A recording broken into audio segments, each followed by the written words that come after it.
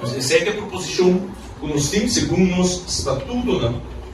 E para aprovar cambio. Bom, hoje nós podemos dizer que a Bahia é bom, congresso exitoso. Nós bisa o ponto principal do congresso que estava dois. No primeiro lugar, estava a aprovação de nosso pressuposto para o ano 2023. A base do estatuto da FTA, por ano, nós temos pressuposto de que está gasto na entrada na o primeiro para o próximo ano. E esse aí tem que aprovar do congresso, esse é o que nós fazemos hoje.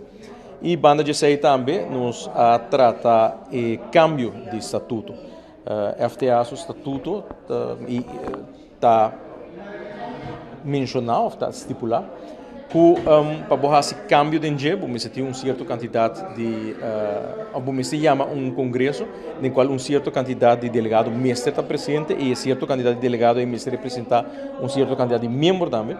E o motivo que nós precisamos fazer cambio de nosso estatuto está que o FTA, maneira anunciar par de luna passada, vai começar com a membresia individual. Então, no momento que uma pessoa que não necessariamente de forma de grupo, mas de forma individual, está afiliado também no sindicato.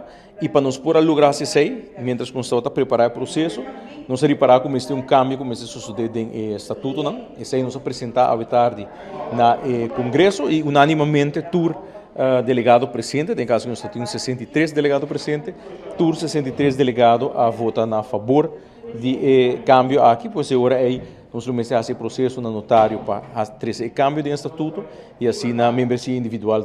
Sumamente bom, não vou ganhar, aqui está da me por corda congresso com mais delegados nós recebidos, nós estamos tendo total de, na certo momento nós estamos 66 delegados, depois de dia dois meses trabalhados, mas temos total de 66 delegados presentes, está outcomes bastante alto, nós temos total 87 delegados segundo, nós estamos tendo bastante delegados presentes, vai ter bom ambiente, boa participação, boa pergunta, né, de o que está o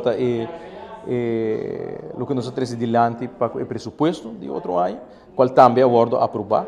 Pois hoje nós podemos walk back riba dia de congresso hopi frutífero.